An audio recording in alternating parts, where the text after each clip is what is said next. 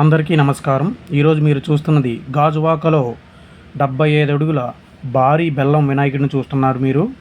దీని యొక్క పూర్తి అడ్రస్ మీకు చెప్పబోతున్నాను. ఇది శ్రీహరిపురం గాజువాకలో విశాఖపట్నం జిల్లాలో ఉంది. ఇది మన ఆంధ్రప్రదేశ్ సంబంధం. అయితే ఈ 75 అడుగుల భారీ బెల్లం వినాయకుడి కోసం 20 టన్నుల బెల్లాన్ని రాజస్థాన్ నుండి తీసుకురావడం జరిగింది. రాజస్థాన్ నుండి తీసుకురావడానికి ప్రధాన కారణం ఏమిటంటే ఈ బెల్లం 3 నెలల వరకు పాడవకుండా ఉంటుంది, అంతేకాకుండా కరగకుండా కూడా ఉంటుంది అని ఈ యొక్క కమిటీ సభ్యులు చెప్పడం జరిగింది.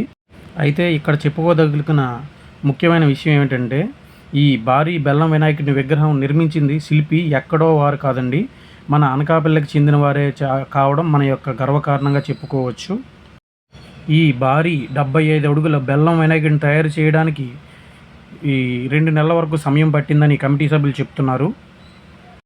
నేనైతే ఇంత పెద్ద వినాయకుడిని 75 అడుగుల భారీ బెల్లం వినాయకుడిని చూడడం ఇదే మొదటిసారి.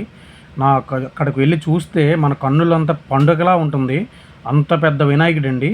తప్పనిసరిగా మన జీవితంలో చూడవలసిన ఒక ముఖ్యమైన సంఘటన అని చెప్పుకోవచ్చు. ఇది తప్పనిసరిగా చూడాలండి. అయితే ఈ యొక్క భారీ బెల్లం వినాయకుడిని తయారు చేయడానికి ఎంత కష్టపడ్డారో ఈ కమిటీ కుర్రాళ్ళ కష్టాన్ని వర్ణించలేము. దీనికోసం మనం ప్రతి ఒక్కరూ కూడా కమిటీ సభ్యులకి ఒక అప్రిషియేషన్ అనేది ఇవ్వాలి. ఇలాంటి ఆలోచన వాళ్ళకి రావడం అనేది చాలా చాలా మంచి విషయం అండి. దీని ద్వారా ఏం జరుగుతుందంటే పెద్ద పెద్ద జిల్లాల్లోనే కాకుండా చిన్న చిన్న విలేజ్ల్లో కూడా ఇలా స్టార్ట్ చేయాలనే ఆలోచన ప్రతి యువతలోనే వస్తుంది. ఎందుకంటే ఈరోజు మనం చూస్తున్నాం ప్రతి ఒక్కరు కూడా వారి వారి పనుల్లోన బిజీ అయిపోయి మన హిందూ సాంప్రదాయాల్ని నెక్స్ట్ ధర్మాన్ని మర్చిపోతున్నారు. మీకు చిన్న ఎగ్జాంపుల్ చెప్పాలనుకుంటున్నాను. అయితే వేరే మతస్థులు ఎవరు కూడా బాధపడద్దు, అందులో మీకు తప్పుగా అయితే ఏం ఉండదు. ఒక ఎగ్జాంపుల్గా మనం ఒక క్రిస్టియానిటీని మనం చూసుకుంటే వాళ్ళు మన హిందూ ధర్మం నుంచో లేదంటే వేరే మతం నుంచే మారుంటారు. కానీ వాళ్ళు మారిన క్రిస్టియానిటీ గురించి ప్రతి ఆదివారం వాళ్ళ యొక్క తప్పనిసరిగా చర్చికి అనేది వెళ్ళడం జరుగుతుంది.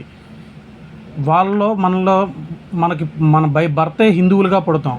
మన ధర్మాన్ని మనం ఎలా కాపాడుకోవాలి, మన హిందువుల నుంచి క్రిస్టియన్గా మారిన వాళ్ళే ప్రతి ఆదివారం చర్చిలకి వెళ్ళి ప్రార్థనలు చేస్తూ ఉంటే సంవత్సరానికి వచ్చిన ఒక పండగని మనం సెలబ్రేట్ చేయకుండా నెక్స్ట్ మనకి ఎప్పుడో మన ధర్మాలని మన సాంప్రదాయాలను మర్చిపోతూ ఉంటే మన భావి తరాలకు మనకి ఏం మెసేజ్ ఇస్తున్నట్టు.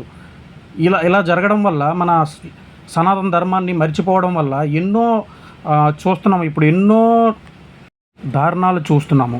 అది మీరు కూడా చూస్తున్నారు, ప్రతి ఒక్కరికి తెలుసు. కాబట్టి సంవత్సరానికి ఒక్కసారి జరిగే ఈ పండగలకు ప్రతి ఒక్కరు కూడా మీ ఫ్యామిలీ నెక్స్ట్ మీ చుట్టుపక్కల బంధువులు అందరూ కలిసి పండగలు సెలబ్రేట్ చేయండి. మన సాంప్రదాయాలని ధర్మాలని కాపాడండి. అయితే ఈ యొక్క గాజువాక వినాయకుడు 75 భారీ బెల్లం వినాయకుడిని 27వ తారీఖున శుక్రవారం సెప్టెంబర్ 27వ తారీఖున నిమజ్జనం జరుగుతుంది. కావున వైజాగ్లో ఉన్న ప్రతి ఒక్కరూ కూడా వెళ్ళి ఈ యొక్క నిమజ్జన కార్యక్రమంలో పాల్గొని అక్కడ మన 20 టన్నుల బెల్లాన్ని అంతా కూడా భక్తులకు ప్రసాదంగా ఇవ్వడం జరుగుతుంది. కావున ప్రతి ఒక్కరూ వెళ్ళి ఆ ప్రసాదాన్ని స్వీకరించి ఆ యొక్క నిమజ్జన కార్యక్రమం చూసి ఆనందిస్తారని మరీ కోరుకుంటున్నాము.